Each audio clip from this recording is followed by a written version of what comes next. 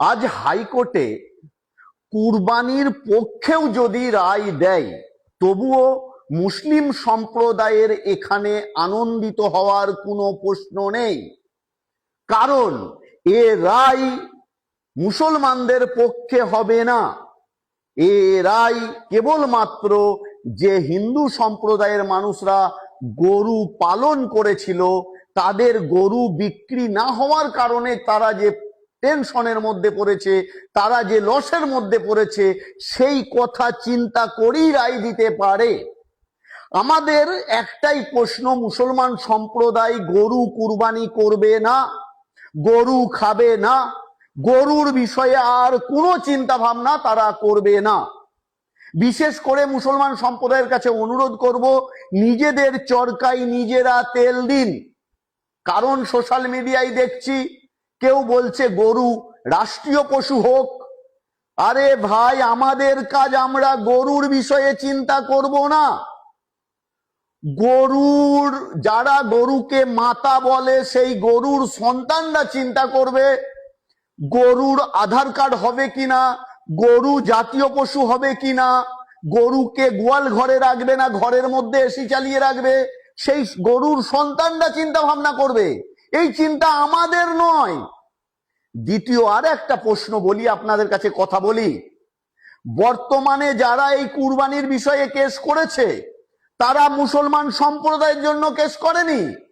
তারা এই মুসলমানদের সেন্টিমেন্টালকে কাজে লাগিয়ে তাদের নিজেদের প্ল্যাটফর্মকে মজবুত করার জন্য কেস করেছে। এটা সব সময় মনে রাখবেন।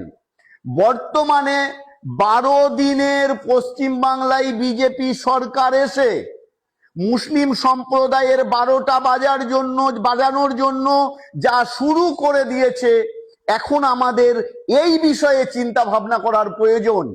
এখানে তৃণমূল, কংগ্রেস, বিজেপি, সিপিএম, এখানে দেববন্দি, আহলে হাদিস, ফুরফুরা, তবলিগ জামাত, এসব ভেদাভেদ ভুলে গিয়ে সকলে এক হয়ে এই মুসলিম বিরোধী সরকারের বিরুদ্ধে আন্দোলন করার জন্য তৈরি হন, প্রস্তুত হন। এ লড়াই অনেক বড় লড়াই হবে। তাই আপনাদের কাছে অনুরোধ করব, এই সামান্য বিষয় নিয়ে আপনারা পথভ্রষ্ট হবেন না। কারণ বর্তমানে কেবলমাত্র এই সরকার 12 দিনের সরকার, এখনো 4 বছর 11 মাস 18 দিনে মুসলিম সম্প্রদায়ের ওপরে কি কি নির্যাতন করবে তার চিন্তার বাইরে। তাই আপনাদের কাছে অনুরোধ করব, সমস্ত মুসলিম সম্প্রদায় এক হয়ে লড়াইয়ের জন্য প্রস্তুত হন, আন্দোলনের জন্য প্রস্তুত হন। কারণ আগে আন্দোলন বা লড়াই অনেক দীর্ঘ হবে, অনেক বড় লড়াই লড়তে হবে।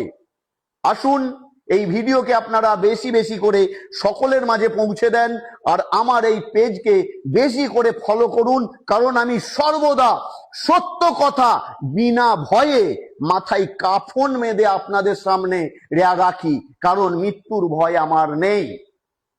বেশি করে শেয়ার করবেন। সকলে সুস্থ থাকুন, ভালো থাকুন, এই কামনা করি। ধন্যবাদ।